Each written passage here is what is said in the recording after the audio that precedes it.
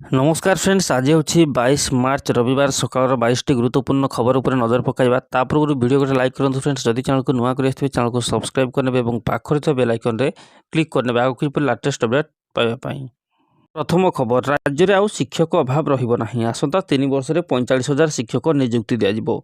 यह सहित चलित वर्ष 20,000 शिक्षक पदवी पूरण योजना रही। तेज पूर्व सरकार बेले बंद होता स्कूलगुड़िक मध्य पुणी निहाती आवश्यक थिबा अंचल स्कूल पुणी खोल। तेबे जिला स्तरीय जांच कमिटीर रिपोर्ट अनुसार 46टी स्कूल पुणी रिओपन हेब बोली विद्यालय और गणशिक्षा मंत्री नित्यानंद गौड़ कहते। शनिवार विद्यालय और गणशिक्षा विभाग खर्च दाबी आलोचना बेले मंत्री श्री गौड़ यह सूचना देते। यह व्यतीत मुख्यमंत्री मोहन चरण माझी स्कीमेटिक शिक्षक मानक नियमित कर धन्यवाद प्रदान करते। मंत्री श्री गौड़ कहते विद्यालय और गणशिक्षा विभाग 2026-27 बजेट में 31,997 कोटी 23,20,000 टंका रही। प्रशासनिक व्यय 16,147 कोटी अधिक थिबा बेले कार्यक्रम व्यय 15,849 कोटी अधिक रही। बजेट रे गोदावरीश मिश्र आदर्श प्राथमिक विद्यालय 1,010 कोटी, समग्र शिक्षा 1,131 कोटी 22,62,000 रही। प्रधानमंत्री पोषण शक्ति निर्माण योजना 709 कोटी 10,49,000 एवं मुख्यमंत्री पोषण योजना 731 कोटी 22,55,000 व्ययबराद होईछि। एहासह ओडिशा आदर्श विद्यालय 1,223 कोटी 98,35,000 रही।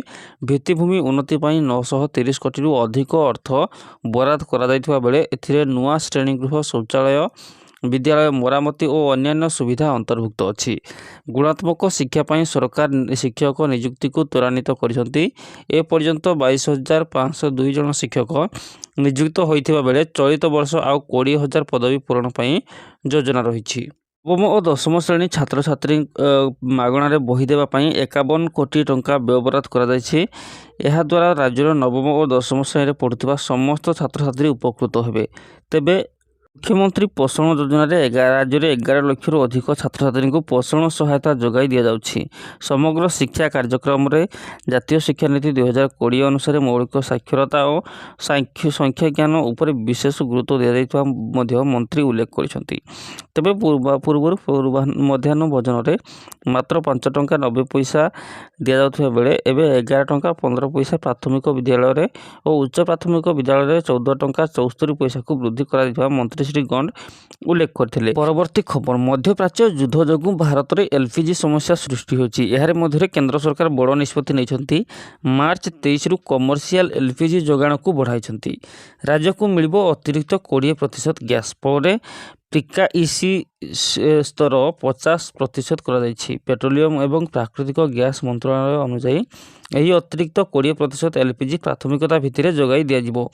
विशेषकर यार सर्वाधिक आवश्यकता स्थान रेस्टोरेंट, ढाबा, होटेल, शिल्प, कैंटीन, खाद्य प्रक्रियाकरण एवं दुग्ध यूनिट, सरकारी सब्सिडीयुक्त कैंटीन, कम्युनिटी किचेन को सुविधा कर प्रवासी श्रमिकों 5 किलोग्राम सिलिंडर जोगाई दिया। एलपीजी पाइबा पंजीकरण आवश्यक हेबो। परवर्ती खबर, देशर आयकर व्यवस्था एक बड़ धरणर परिवर्तन होगाक जाउछि। केंद्र सरकार इनकम टैक्स नियम 2026 को नोटिफाई करिसंती, जहाँ आसंता 1 एप्रिल रु सारा देश में लागू हेबो। 1961 मसीहार पुराना आईन बदल में इनकम टैक्स एक्ट 2025 एवं अधिक सरल और डिजिटल व्यवस्था अनुसार काम करिबो। यही नुआ नियम आपणक टेक होम सैलरी ठारू आरंभ करी शेयर बाजार निवेश पर्यंत सबकिछि को प्रभावित करिबो। आसंतु जानिबा सही 10टी बड़ परिवर्तन विषय जहाँ आपणक आर्थिक योजना को बदलाई दे पारे। प्रथम होछि डिजिटल व्यवसाय उपरे टैक्स जाल। विदेशी डिजिटल कंपनी गुड़िक एवं भारतीय टैक्स परिसरभुक्त हेबे। जदि कौनसी नॉन रेसिडेंट संस्था भारतीय यूजर्स को ठारू 2 कोटी रु अधिक टंका पाउछंती किंबा तांकर 3 लाख रु अधिक यूजर्स अछंती, तेबे सेमान को भारत में टैक्स देवाक पड़िबो।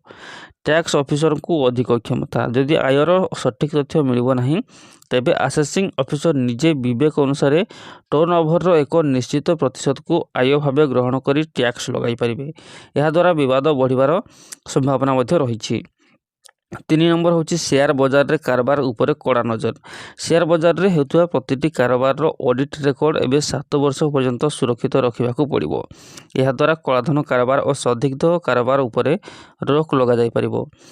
4 ନମ୍ବର ବିଦେଶୀ ସଉଦା ପାଇଁ ସ୍ପଷ୍ଟ ଫର୍ମୁଲା। ଯେଉଁ ବିଦେଶୀ ସେୟାର ଟ୍ରାନ୍ସଫରର ମୂଲ୍ୟ ଭାରତୀୟ ସମ୍ପତ୍ତି ସହ ଜଡ଼ିତ, ସେଥିପାଇଁ ଏକ ନିର୍ଦ୍ଦିଷ୍ଟ ଫର୍ମୁଲା ଅଣାଯାଇଛି।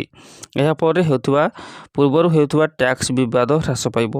5 ନମ୍ବର ସେୟାର ଭାଲ୍ୟୁଏସନ୍ ନିୟମରେ ପରିବର୍ତ୍ତନ। ଲିଷ୍ଟେଡ୍ ସେୟାର ପାଇଁ ବଜାର ମୂଲ୍ୟ ଏବଂ ଅନଲିଷ୍ଟେଡ୍ ସେୟାର ପାଇଁ ମର୍ଚାଣ୍ଟ ବ୍ୟାଙ୍କରଙ୍କ ଦ୍ୱାରା ଭାଲ୍ୟୁଏସନ୍ କରିବା ବାଧ୍ୟତାମୂଳକ ହେବ। କମିପାରେ ଟେକ୍ ହୋମ୍ ସାଲାରୀ। କର୍ମଚାରୀଙ୍କୁ ମିଳୁଥିବା ସୁବିଧା ଉପରେ ଏବେ ଅଧିକ ଟ୍ୟାକ୍ସ ଲାଗିବ। ମାଗଣା ଖାଦ୍ୟ ପ୍ରତି ମିଲ୍ 200 ଟଙ୍କା ପର୍ଯ୍ୟନ୍ତ ଟ୍ୟାକ୍ସ ଫ୍ରି। ଉପହାର 15,000 ଟଙ୍କାରୁ ଅଧିକ ମୂଲ୍ୟର ଗିଫ୍ଟ ଉପରେ ଟ୍ୟାକ୍ସ ଲାଗିବ। ଘର ଭଡ଼ା ସହରର ଜନସଂଖ୍ୟା ଆଧାରରେ ଏହାର ମୂଲ୍ୟାୟନ ହେବ। ଅଫିସ୍ ଲୋନ୍ ହେବ ମହଙ୍ଗା। ଯଦି ଆପଣ ନିଜ କମ୍ପାନୀରୁ ଶସ୍ତା ସୁଧରେ ବା ସୁଧମୁକ୍ତ ଋଣ ନେଉଛନ୍ତି, ତେବେ ଷ୍ଟେଟ୍ ବ୍ୟାଙ୍କର ସୁଧ ହାର ଆଧାରରେ ସେହି ଲାଭ ଉପରେ ଟ୍ୟାକ୍ସ ଗଣନା କରାଯାଇ କାଟି ଦିଆଯିବ। ESOP ନିୟମରେ ସ୍ପଷ୍ଟତା। ଷ୍ଟାର୍ଟଅପ୍ କର୍ମଚାରୀଙ୍କ ପାଇଁ ଷ୍ଟକ୍ ଅପସନ୍ ESOPର ମୂଲ୍ୟ କିଭଳି ନିର୍ଦ୍ଧାରଣ ହେବ ସେ ନେଇ ନୂଆ ନିୟମରେ ସ୍ପଷ୍ଟ ଉଲ୍ଲେଖ କରାଯାଇଛି। ଖର୍ଚ୍ଚ କାଟ ଉପରେ କଟକଣା। ଟ୍ୟାକ୍ସ ଫ୍ରି ଇନକମ୍ ପାଇଁ କରାଯାଉଥିବା ଖର୍ଚ୍ଚର ଏବେ କେବଳ ପ୍ରତ୍ୟକ୍ଷ ଖର୍ଚ୍ଚ ଏବଂ ହାରାହାରି ନିବେଶ ମୂଲ୍ୟର 1% ପର୍ଯ୍ୟନ୍ତ ରିହାତି ମିଳିବ। 10ରେ zero coupon bond. Zero coupon bond.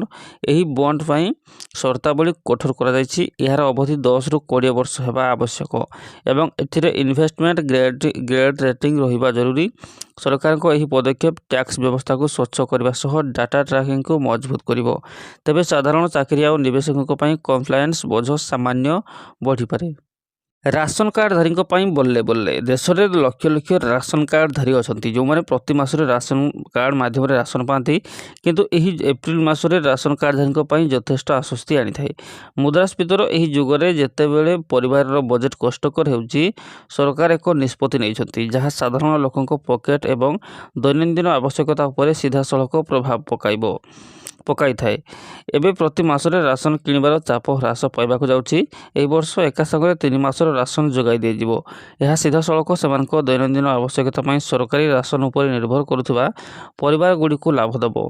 ଗୁରୁତ୍ୱପୂର୍ଣ୍ଣ କଥା ହେଉଛି, ଏହା ସମୟ ବଞ୍ଚାଇବ, ବାରମ୍ବାର ଧାଡ଼ିରେ ଠିଆ ହେବାର ଆବଶ୍ୟକତା ଦୂର କରିବ ଏବଂ ଦୂରଦୂରାନ୍ତରେ ରହୁଥିବା ଲୋକଙ୍କୁ ଆଶ୍ୱସ୍ତି ଦେବ। ଏହି ସୁବିଧା କିପରି ପାଇବେ ତାହା ଜାଣନ୍ତୁ। ଏହି ନୂତନ ସରକାରୀ ବ୍ୟବସ୍ଥା ଅନୁଯାୟୀ ଯୋଗ୍ୟ ରାସନ କାର୍ଡଧାରୀମାନେ ଏବେ ଏପ୍ରିଲ, ମେ ଏବଂ ଜୁନ 2026ର ଏକାଥରକେ ରାସନ ପାଇବେ। ଏହାର ଅର୍ଥ ହେଉଛି ପ୍ରତି ମାସରେ ରାସନ ଦୋକାନକୁ ଯିବାର ଆବଶ୍ୟକତା ରହିବ ନାହିଁ। ଯେଉଁମାନେ କାମ କରୁଛନ୍ତି କିମ୍ବା ପ୍ରତି ମାସରେ ସମୟ ଖୋଜିବାରେ କଷ୍ଟକର ହେଉଛନ୍ତି, ସେମାନଙ୍କ ପାଇଁ ଏହି ନିଷ୍ପତ୍ତି ବହୁତ ଲାଭଦାୟକ ପ୍ରମାଣିତ ହେବ। ଏହା ରାସନ ବଣ୍ଟନକୁ ମଧ୍ୟ ସରଳ କରିବ ଓ ଭିଡ଼ ହ୍ରାସ କରିବ। କେତେକ ସମୟରେ ବିଭିନ୍ନ କାରଣରୁ ଲୋକମାନେ ସେମାନଙ୍କର ମାସିକ ରାସନ ସଂଗ୍ରହ କରିପାରୁନାହାନ୍ତି। ତଥାପି ଏହି ବ୍ୟବସ୍ଥା ନିଶ୍ଚିତ କରିବ ଯେ ସମସ୍ତ ହିତାଧିକାରୀମାନେ ଏକ ସମୟରେ ସେମାନଙ୍କର ସମ୍ପୂର୍ଣ୍ଣ କୋଟା ପାଇବେ। ରାଜ୍ୟରେ ଆରମ୍ଭ ହେବାକୁ ଯାଉଛି ଜନଗଣନା ପ୍ରକ୍ରିୟା। ପ୍ରଥମ ପର୍ଯ୍ୟାୟରେ ଆସନ୍ତା ଏପ୍ରିଲ 16ରୁ ରାଜ୍ୟରେ ଘର ଗଣାଯିବ। କେନ୍ଦ୍ର ଗୃହ ମନ୍ତ୍ରଣାଳୟ ଅଧୀନସ୍ଥ ଜନଗଣନା ନିର୍ଦ୍ଦେଶାଳୟ ଏବଂ ରାଜସ୍ୱ ଏବଂ ବିପର୍ଯ୍ୟୟ ପରିଚାଳନା ବିଭାଗର ମିଳିତ ସମନ୍ୱୟରେ 30ଟି ଜିଲ୍ଲାରେ ଜନଗଣନାର ପ୍ରଥମ ପର୍ଯ୍ୟାୟରେ ଘର ଗଣନା ସହ ଗୃହ ତାଲିକା ପ୍ରସ୍ତୁତ ହେବ। ଏହି ପ୍ରକ୍ରିୟା ଏପ୍ରିଲ 16ରୁ ମେ 15 ପର୍ଯ୍ୟନ୍ତ ତାଲିମପ୍ରାପ୍ତ ଗଣନାକାରୀ ଓ ସୁପରଭାଇଜରମାନଙ୍କ ଦ୍ୱାରା ପରିଚାଳିତ ହେବ।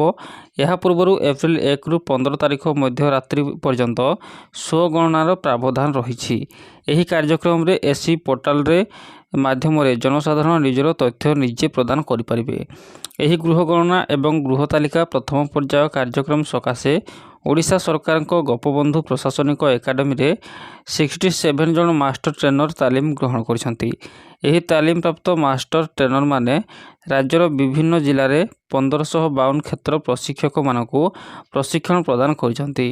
ଏହି କ୍ଷେତ୍ର ପ୍ରଶିକ୍ଷକମାନେ ରାଜ୍ୟର 30ଟି ଜିଲ୍ଲାରେ 91ଟି ବିଜ୍ଞାପିତ ଅଞ୍ଚଳ ପରିଷଦ, 48ଟି ପୌରପାଳିକା, 5ଟି ମହାନଗର ନିଗମ ଓ 2ଟି ଇଣ୍ଡଷ୍ଟ୍ରିଆଲ ଟାଉନର 1,08,705 ଗଣନାକାରୀ, 17,282 ସୁପରଭାଇଜରମାନଙ୍କୁ ଏହି ମାସର 15 ତାରିଖରୁ ପ୍ରଶିକ୍ଷଣ ପ୍ରଦାନ କରୁଛନ୍ତି, ଯେଉଁମାନଙ୍କ ଦ୍ୱାରା ମୋବାଇଲ ଆପ୍ ମାଧ୍ୟମରେ ଗୃହ ଗଣନା ଏବଂ ଗୃହ ତାଲିକା କାର୍ଯ୍ୟକ୍ରମ କ୍ଷେତ୍ର ପରିଦର୍ଶନ ମାଧ୍ୟମରେ ଅନୁଷ୍ଠିତ ହେବ।